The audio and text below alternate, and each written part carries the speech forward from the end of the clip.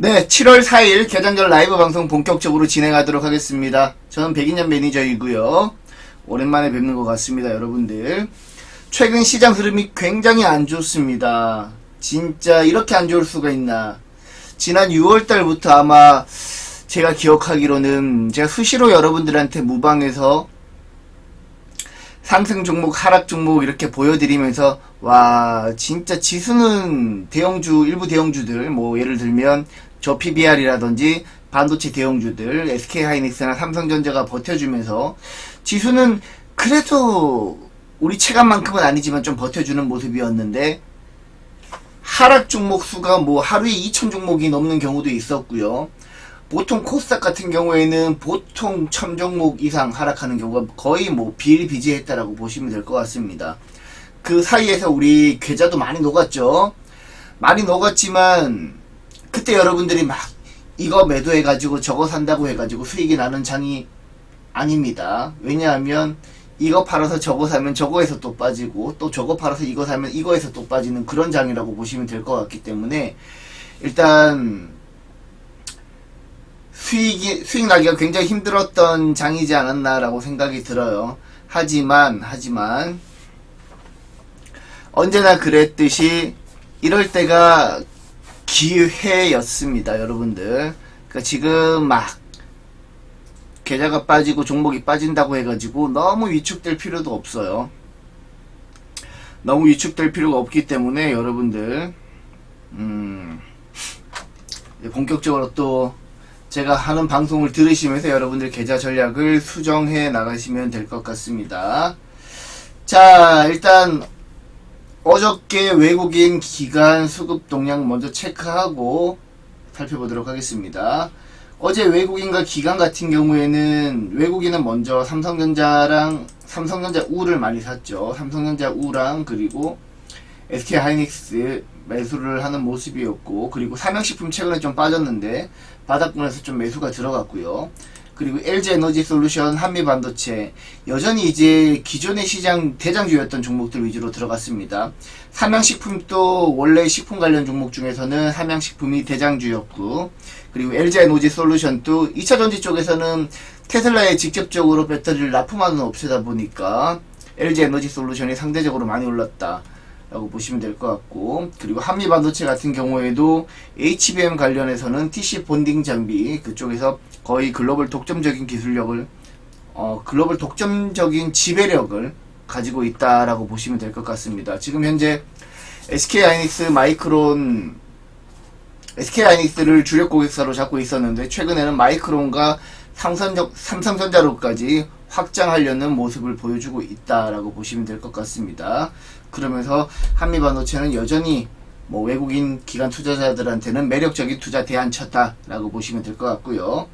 그리고 지금 포스코홀딩스 바닥에서 지금 계속해서 기관 수급이 들어왔는데 최근에 테슬라가 반등하면서 포스코홀딩스도 바닥에서 수급이 들어오는 모습이고, 이거는 이제 자원 쪽 2차 전지에 사용되는 광물, 뭐 리튬이라든지 니켈 요런 거 전문적으로 하는 기업이라고 보시면 될 것 같고, 포스코홀딩스 그리고 현대오토에버 이건 이제 자율주행 관련해 가지고 현대오토에버 요것도 꽤 괜찮은 기업이니까 요것도 향후에는 여러분들이 수급 동향 한번 살펴보시면 좋을 것 같습니다. 그리고 지금 LNF도 많이 상승을 했는데 제가 뭐 이따가 또 디테일하게 2차전지 관련 종목들 어떤 쪽으로 여러분들이 매수하셔야 되는지 제가 자세히 설명을 드리겠지만, LNF 같은 경우에는 보통 이제 테슬라랑 가장 주가 연동성이 깊은 종목입니다. LNF 양극재는 LG 에너지 솔루션을 통해서 테슬라에 공급되고 있기 때문에 기본적으로 어제 테슬라가 최근에 급등하면서 전반적인 2차전지 붐이 확 올랐지만 실질적으로 가장 상관계수가 높은 기업은 LG 에너지 솔루션이랑 LNF다. 요 정도 여러분들이 정리를 하시면 돼요. 아셨죠? 그래서 LNF도 많이 올랐다. 그리고 DS 단석, 뭐 삼성생명 같은 경우 지금 최근에 이제 시장이 워낙 안 좋다 보니까 저 PBR 관련 종목으로 수급이 확 들어오는 모습이 두드러지고 있습니다. 그래서 저 PBR 관련 종목 뭐 KB금융, 신한지주, 하나금융지주 그리고 뭐 요런 쪽, 그 외 이제 보험사들 같은 경우에도 굉장히 좋은 주가 흐름을 보였기 때문에 일단 외국인은 어제 코스피 시장에서 외국인 수급 동향은 과거 굉장히 히스토리가 좋았던 대장주 위주로 수급이 들어갔다라고 보시면 될 것 같고, 그리고 국내 기관 같은 경우에는 신한지주, 저PBR, 그리고 LG에너지솔루션, 2차전지, 그리고 삼성전자, 메리츠금융지주도 저PBR, 그리고 하나금융지주도 저PBR. 시장이 워낙 안 좋다 보니까 저PBR 쪽으로 수급이 많이 들어갔고, 그리고 삼성 SDI, 2차전지, 배터리, LG화학, KB금융. 일단 기관 같은 경우에는 어제 코스피 시장에서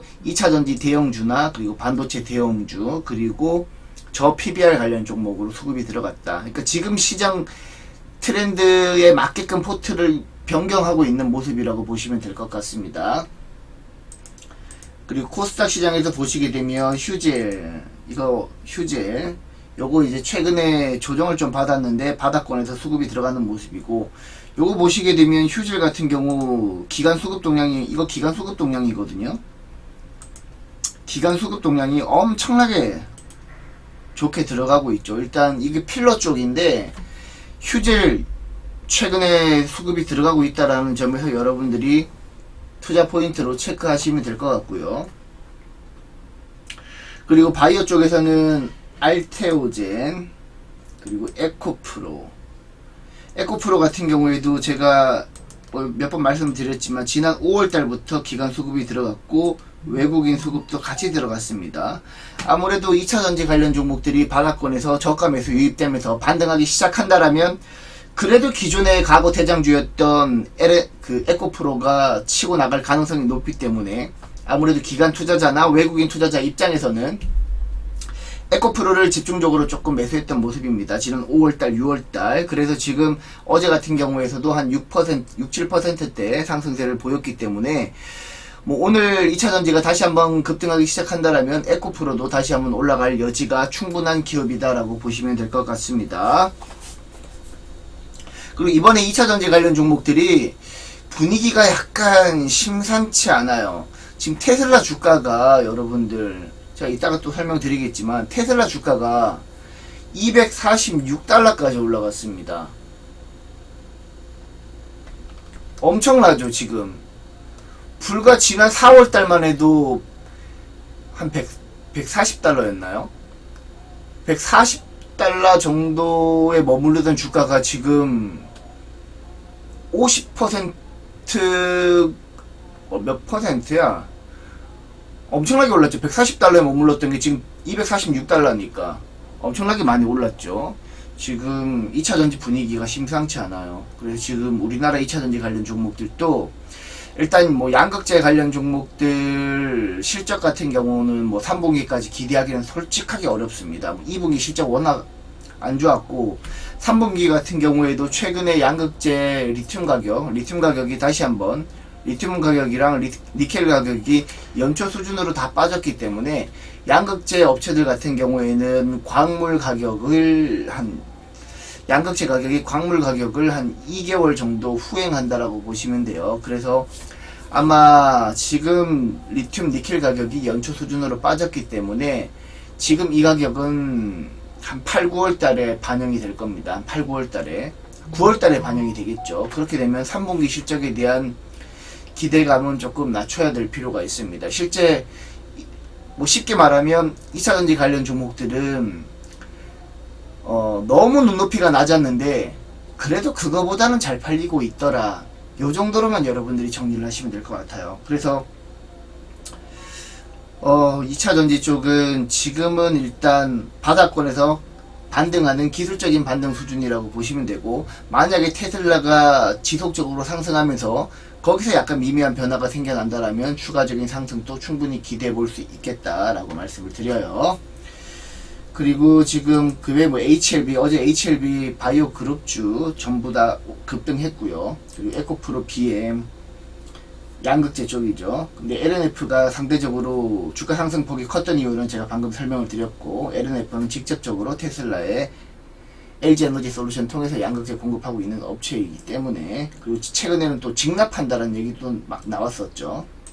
그리고 테크윙, 이건 HBM 쪽인데, 와, 진짜 테크윙은 끝내주기 잘 갑니다. 저는 뭐 개인적으로 더 갈 수도 있다라고 보고 있긴 하지만, 한편으로는 충분히 너무 고점이지 않나라는 생각도 조금 하면서 접근을 하고 있어요. 그리고 이 서진 시스템 같은 경우에는 지금 ESS 에너지 저장 장치 쪽으로 좀 급등을 하고 있는데, 결국에는 우리가 이제 글로벌 시장에서 신재생 에너지가 본격적으로 활발하게 진행이 된다라면, 신재생 에너지 같은 경우에는 워낙 기후의 영향을 많이 받다 보니까, 뭐 예를 들면 나는 에너지가 50만큼 필요한데 신재생 에너지로 100만큼 에너지를 생산하게 되면 50만큼 공급하고 나머지 50은 쓸 데가 없으니까 버려야 되잖아요. 어떻게 보면 그게 또 에너지 낭비란 말이죠. 그러니까 뭐 예를 들어서 뭐 이제 50만큼 필요한데, 신재생 에너지는 뭐 소비자가 50만큼 에너지가 필요한데 날씨가 안 좋았어. 뭐 태양광 같은 경우에는 해가 안 보여. 풍력발전소 같은 경우에는 바람이 안 불어. 이렇게 되면 기후의 영향을 엄청나게 받는단 말이죠. 근데 50만큼 필요한데 날씨가 안 좋을 때는 30만큼 생산해. 그러면 공급하기가 어려워지죠. 약간 에너지 부족 상태에 빠지게 되겠죠. 근데 반대로 아까 전에 말씀드렸듯이 나는 50만큼 필요한데 기후 조건이 너무 좋아. 너무 좋아서 뭐 태양광 에너지나 풍력 에너지를 100만큼 생산하는 경우가 있지 않겠습니까? 그러면 이 100만큼 생산을 한 에너지를 50만큼 공급하고 나머지 50을 버리지 말고 향후에 날씨가 안 좋을 때를 대비해서 ESS 에너지 장치, 에너지 저장 장치에 저장을 해 놓는 겁니다. 이렇게 해 놓을 경우에는 풍력, 뭐 에너지가 필요한 곳에 ESS 에너지 장치를 옮겨서 공급하기도 좋고, 아니면 보관하고 있다가 날씨가 안 좋을 때 그걸 풀어서 에너지를 풀어서 이제 공급하는 방법도 있겠고, 뭐 다양하게 활용할 수가 있습니다. 그렇기 때문에 지금 서진 시스템이 ESS 에너지 저장 장치 이쪽에서는 거의 대장이라고 보시면 될 것 같고, 이쪽에서 조금 특화된 기업들, 뭐 다른 기업들도 있는데 한번 인터넷에 검색만 하시면 여러분들 다 찾으실 수 있습니다. 쉽게.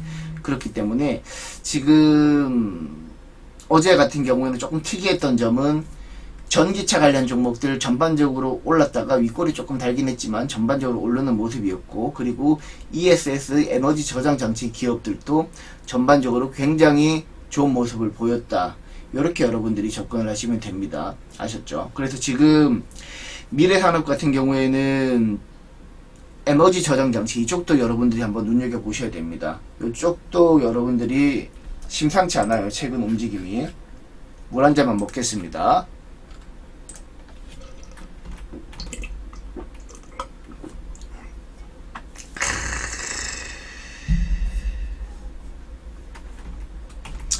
여러분들이 또 지금 전반적으로 이제 뭐 에너지 저장 장치 쪽이 뭐 신성이 ST도 있고요.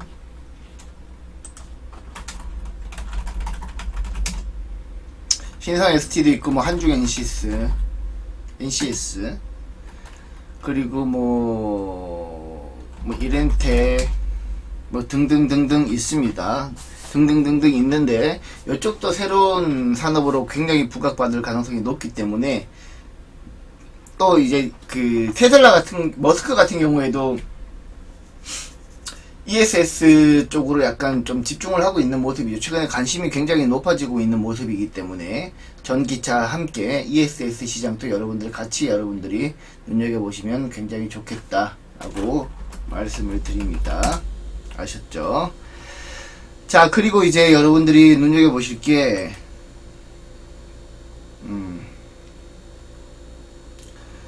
잠깐만요. 눈여겨보실 게 이제 제가 이제 썸네일에도 적어놨지만, 지금 이거 펩트론 지금 이거 비만 치료제 쪽이죠. 그리고 삼천당 제약도 비만 치료제 쪽이란 말이죠. 제가 썸네일에 그 2차 전지 쪽 사야 되는 이유 방금 말씀을 드렸고, 그리고 2차 전지 쪽은 제가 항상 말씀을 드리지만 2차 전지 업황과 상관없이 올라갈 수 있는 쪽 밸류체인을 제가 뭐라고 말씀을 드렸죠? 한번 적어 보실래요, 여러분들? 자, 2차전지 밸류 체인이랑 그 업황이랑 상관없이 올라갈 수 있는 밸류 체인이 어디 쪽이 있다라고 말씀을 드렸죠. 한번 적어 보시겠습니까? 실리콘 음극재 쪽이라고 말씀을 드렸죠. 대주전자 재료나 나노신소재, 제이오. 어제 같은 경우에는 나노신소재랑 제이오가 굉장히 좋았고, 특히 나노신소재가 굉장히 좋았다라고 보시면 돼요. 우리가 이제 실리콘 음극재 첨가하게 되면, 저는 이제 어제도 잠깐 설명을 드렸지만, 우리가 이제 기본적으로 그 전기차 시장이, 전기차가 생각보다 안 팔리는 이유에 대해서 저는 한번 생각을 해봤습니다. 전기차가 안 팔리는 이유는 전기차 충전 인프라가 제대로 구축되어 있지 않기 때문이라고 저는 생각을 해요. 물론 이제 과거 대비 충전 인프라는 굉장히 많이 구축이 되어 있지만 충전하는데 시간이 너무 걸립니다. 30분 정도, 30분 이상 걸려버리니까. 예를 들어 여러분들이 지방 가는 도중에 충전을 해야 되는데, 뭐 평소라면 시간적인 여유가 있으면 모르겠지만, 뭐 예를 들어서 명절 때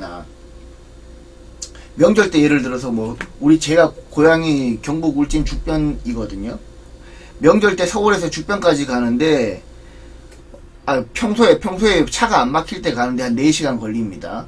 한 4시간에서 4시간 반 걸립니다. 근데 명절 때는 더 막히겠죠. 고속도로에 있는 시간이 더 길어진단 말입니다. 그러다가 뭐 충전을 해야 되는데, 충전소 들어가서 이제 충전을 하려고 해요. 근데 충전하는데 30분씩 걸려버리면 전기차가 쭉 줄 서 있겠죠. 그리고 충전하는데 너무 오래 걸려버리면 충전하고 가는데 차가 막혀버립니다. 굉장히 이제 장거리 운행하는데 불편할 수 있다. 뭐 미리 충전해서 가면 상관없겠지만 부득이하게 중간에 충전해야 되는 경우가 발생할 수 있잖아요. 그죠?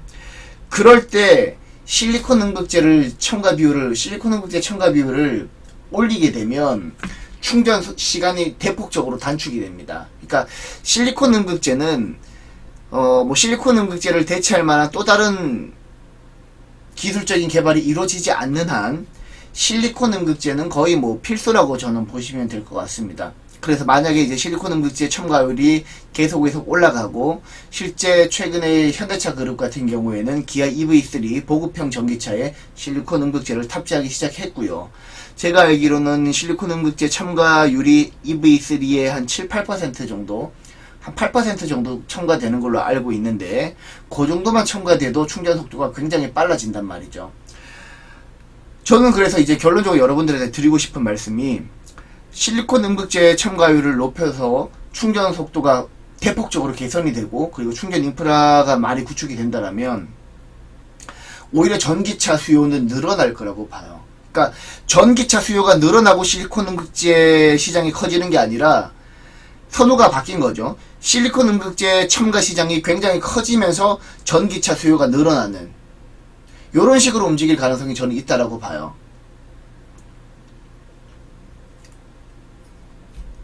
그래서 지금 실리콘 음극재 시장은 전기차 업황과 무관하게 올라갈 수 있는 시장이라고 제가 누누이 말씀을 드립니다. 뭐 여태까지 제가 누누이 말씀을 드렸지만 뭐 대주전자 재료 빼고는 특별하게 오른 종목이 없어서 뭐 드릴 말씀은 없지만, 여러분들 딱 1년만 지나서 제가 항상 강조드렸던 제이오 나노신소재 대주전자 재료 차트 한번 보십시오. 1년 후에 한번 보시라고요. 1년, 진짜 길면 2년 후에 한번 보세요. 그렇게 되면 여러분들이 역시 100인년 매니저는 추천하면은 성장주를 추천하기 때문에 결국에 가는 경우가 많네 라는 생각을 또 할 겁니다. 과거 실리콘2가 그랬었고요, CNC 인터내셔널도 그랬고요, 보로노이, ABL 바이오, 리가켄 바이오, 알테오젠 다 그랬었습니다, 여러분들. 그래서 저 같은 경우에는 여러분들이 항상 말씀드리지만, 양극재는 지금은 이제 당장 기대하기는 어려워요. 양극재는 실리콘 음극재 시장이 먼저 성장하고 양극재 시장이 성장할 거라고 저는 봅니다.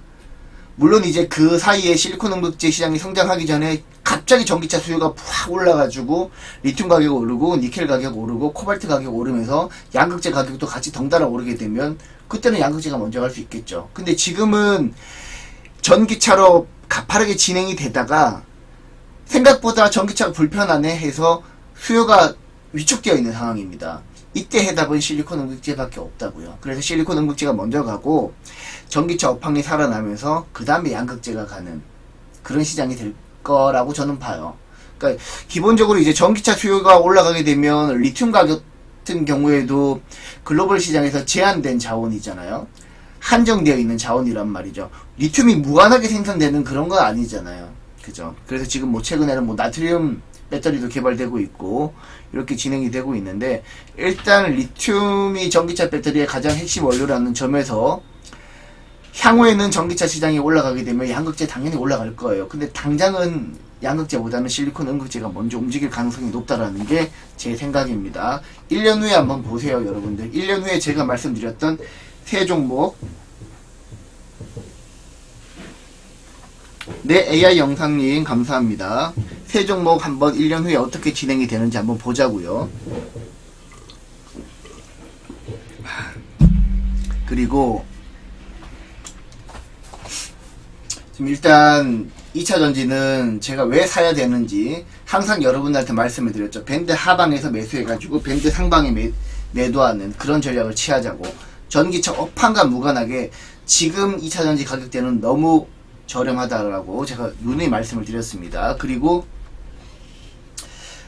국내 기관이 이제 코스닥 시장에서는 펩트론을 매수했는데, 펩트론, 인벤티지랩, 3000당 제약 최근에 주가 흐름이 좋죠. 3000당 제약도 전고점 돌파하면서 굉장히 좋은 모습을 보였는데,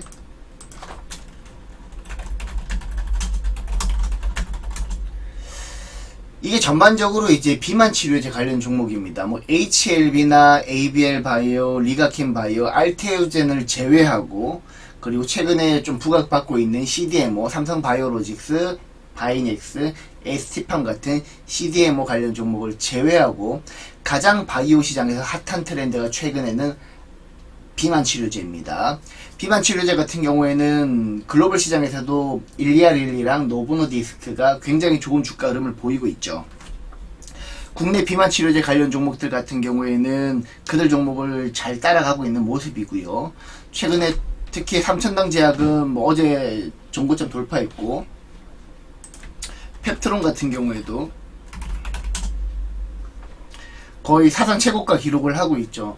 기본적으로 이제 펩트론이 가는 이유는 일리아릴리나 노보노디스크가 생산하고 있는 비만 치료제는 주 1회 피하 주사 놓는 방법입니다. 근데 이 기간을 대폭적으로 만약에 늘린다라면 매주 한 번 맞는 거는 사실 그나마 이제 편해진 건데, 월 1회 맞아도 효과가 있다라면 당연히 월 1회 수요가 굉장히 많이 늘어나겠죠.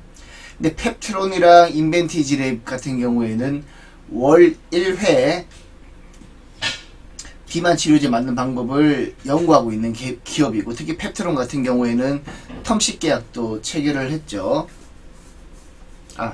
텀식 계약인가? 하여튼 펩트론 같은 경우에는 관련해가지고 계약도 체결을 했었습니다. 이제 보안상 이유로 글로벌 제약사 이름은 밝히진 않지만, 일단 비만 치료제 쪽은 굉장히 빠르게 성장하고 있고, 기존에 주 1회 맞던 거를 월 1회나 뭐 그 이상에 한 번씩 맞는 방법으로 최근에 트렌드가 좀 바뀌고 있고, 그리고 주사 같은 경우로 맞았다면 최근에는 이제 경구용으로 먹는 방법으로도 좀 많이 바뀌고 있습니다. 경구용으로 개발하고 있는 업체 같은 경우에는 에스페스 플랫폼을 가지고 있는 3000당 제약도 있고, 그리고 D&D 파마텍 같은 경우에도 경구용으로 비만 치료제를 개발하고 있는 기업이라고 보시면 될 것 같습니다. 바이든이 이제 비만 치료제 한 방 먹였다라는 게 나쁜 게 아니에요. 지금 비만 치료제 가격이 너무 비싸기 때문에 어떻게 보면 비만 치료제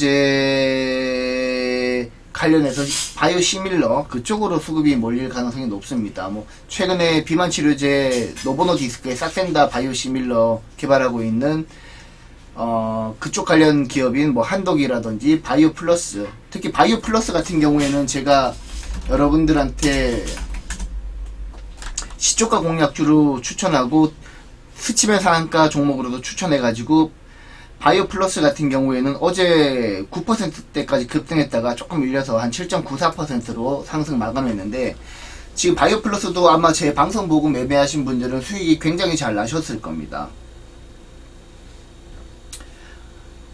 굉장히 잘 나셨을 거기 때문에 지금 뭐 혹시 뭐 제 방송 보시고 바이오 플러스 매매하신 분 계실까요? 한번 바이오 플러스 매매하신 분들 7번 한번 눌러 보실래요?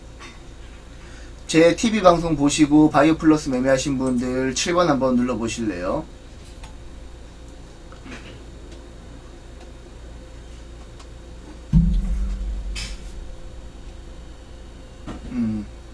바이오 플러스 같은 경우에, 네, 얼라리님, 재현장님, 바이오 플러스 같은 경우도 제 방송 보셨으면 수익이 꽤 나셨을 겁니다. 그리고 지금 뭐 반도체 쪽에서는 최근에 이제 CXL 쪽으로 많이 부각되고 있죠. 네오셈 같은 경우 제가 또 소개를 해드렸죠. 시초가 공략주로 네오셈도 소개해드렸는데, 네오셈도 굉장히 많이 오르고 있죠.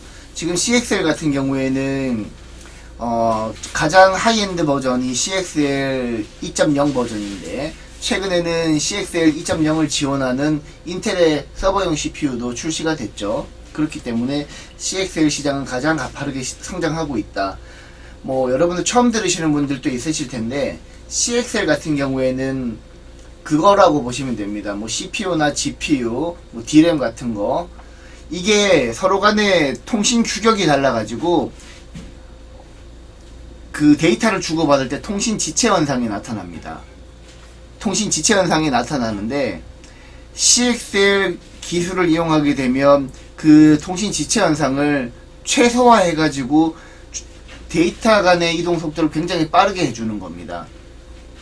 어떻게 보면 지금 AI 반도체 AI 시장이 가파르게 성장을 하면서 가장 중심이 되는 거는 뭐 한방에 처리할 수 있는 데이터 처리량을 늘리는 거랑, 그리고 속도를 개선하는 건데, 뭐 HBM 같은 경우에도 DRAM을 적층해서 쌓은 다음에 데이터 처리량이랑 속도를 개선한 거잖아요. 그죠? 지금 현재 뭐 HBM 같은 경우에는 뭐 SK하이닉스가 HBM3E 8단까지 지금 공급하고 있는데, 뭐 최근에 삼성전자는 12단 개발했다는 얘기도 나오고 있고요. 그러니까 그렇게 단수를 높여가지고 데이터 처리 속도랑 처리량을 늘리는 게 바로 HBM이고, CXL은 그 GPU나 CPU, DRAM 간 뭐 다양한 이제 반도체 칩 간의 통신 속도를 대폭적으로 개선한 게 바로 CXL 기술이라고 보시면 돼요. 우리 반도체 시장에서 뭐 액침 냉각이랑 뭐 유리기판이라든지 새로운 키워드가 계속 나오고 있는데, CXL도 그 키워드 중에 하나라고 보시면 될 것 같고, 지속적으로 관련 테마들이 오를 수 있다라는 생각은 안 하지만, HBM처럼 그렇게 지속적으로 오를 수 있다라는 생각은 안 하지만, 단기적으로는 그래도 부각받을 수 있는 테마다. 그리고 삼성전자 같은 경우에는 SK하이닉스를 CXL 이 기술 트렌드에서 격차를 벌리려고 하고 있는 모습이죠. 근데 제가 봤을 때는 그렇게 격차가 크지 않습니다. 삼성전자도 지금 현재 CXL 2.0을 지원하는 DRAM을 개발했고, SK하이닉스도 CXL 2.0을 지원하는 DRAM을 개발한 상태이기 때문에 그렇게 기술적인 간격은 크지 않다라고 봐요. 그래서 지금 삼성전자가 CXL 하나만으로 뭐 SK하이닉스를 제쳐가지고 그쪽에서 엄청난 주가 퍼포먼스가 나온다, 이렇게 생각은 안 하지만, 중요한 부분은 삼성전자랑 SK하이닉스 모두 CXL 쪽에 집중적으로 투자를 하고 있다. HBM 다음에 CXL 쪽으로 투자를 하고 있고, 그 외에 최근에 이제 제가 항상 강조드렸던 뭐 유리기판 관련 종목들, 개인적으로 액침 냉각보다는 유리기판이 훨씬 더 빠를 거라고 저는 봐요. 유리기판 같은 경우에는 실제 유리기판 실물도 공개가 됐었죠. SKC가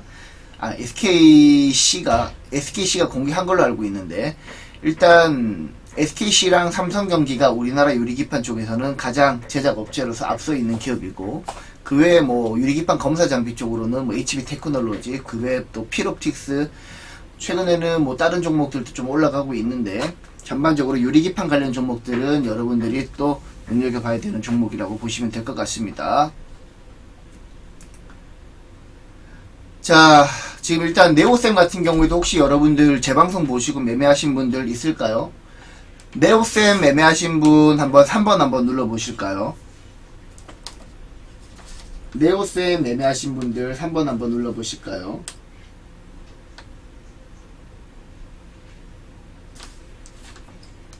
제 방송 보고 네오셈 매매하신 분 없나요? 아침에 제가 시초가 공략주로 네오셈 추천드렸는데, 네, 허머스 한뚱님 네오셈 잘 매수하셨고, 네오셈은 지금 시간의 거래에서도 한 8% 이상 8.6% 급등을 했기 때문에 오늘 잘 익절하실 수 있을 겁니다. 네오셈 일단 급등하게 되면 매도 관점으로 접근을 하세요. 지금 직전 고점이 17,150원인데 16,000원대부터는 매물 구간이라고 보시면 돼요. 일단 직전 고점 부근에서는 한 번에 뚫는 경우는 없고 차익 매물이 나오는 경우가 좀 있죠. 그래서 네오셈 매매하셨던 분들은 제 방송 보시고 그런 분들은 오늘 갭상승 뜨면은 매도하시고 일단 현금을 가지고 있는 게 지금 같은 시장에서는 조금 더 현명하지 않나라고 보고 있습니다. 자, 일단 방송은 요 정도로 하고 제 카톡방 잠깐 소개해 드리도록 하겠습니다. 제 카톡방 링크 하나 들어보겠습니다. 참여 코드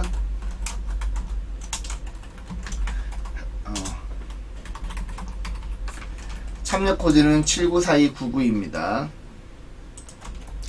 여기 링크 클릭하게 되시면 참여 코드 입력하라고 나오는데 794299 누르고 들어오시면 될 것 같고요.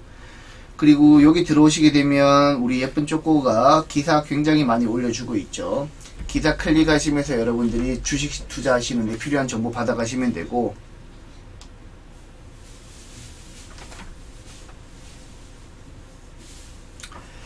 그리고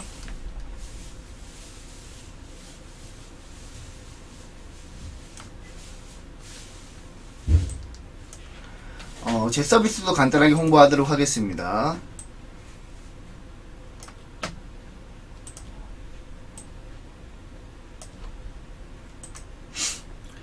골드 서비스 운영을 하고 있고요. 지금 성장주 중심으로 포트 구성을 하고 있고, 혹시 이제 음성이 끊기시는 분들은 방송 나갔다가 다시 한번 들어와 보세요. 그럼 음성이 안 끊길 겁니다. 일단 골드 서비스 같은 경우에는 1개월 88만원 7일 더 드리고요. 그리고 2개월은 176만원 15일 더 드리고, 3개월은 264만원 30일 더 드리고 있습니다. 정상가는 330만원인데 264만원에 30일 더 드리니까 3개월이 가장 혜택이 좋은 서비스라고 보시면 되고, 일단 가장 중요한 건 어떻게 운영을 하는지 그 방법이 가장 중요하겠죠. 성장주 중심으로 일단 포트 구성을 합니다. 그리고 포트 종목은, 구성 종목은 최근에 이제 5종목에서 10종목 정도 운영을 하는데 최대 10종목 이상은 늘리지 않습니다. 그리고 종목 추천은 주 2, 3회 정도 추천을 하고 있고요. 뭐 그 외에 추천 종목에 대해서는 수시로 제가 종목 교육이랑 섹터 교육 해드리고 있으니까 여러분들이 들어오셔가지고 편하게 매매하시면 좋을 것 같고, ARS 결제 번호는 제 전용 번호입니다. 023490-4423번이고요. 그리고 MBN 골드 고객센터 1588-0648로 전화하셔가지고 가입하시면 됩니다. 아셨죠? 자, 여러분들 많이 제 서비스 가입해 주시고요. 아까 전에 제가 알려드렸던 카톡방도 들어오셔가지고 좋은 정보 한번 같이 나눴으면 좋겠습니다. 그리고 제가 장중에 코멘트도 해드리니까 카톡방 오셔가지고 일단 저랑 함께 소통하면서 매매 한번 해보도록 하겠습니다.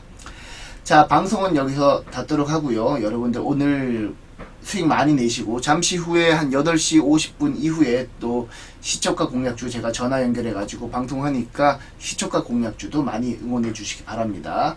자, 오늘 방송은 여기서 마치도록 하겠습니다. 자, 모두 고생하셨습니다. 빠잉.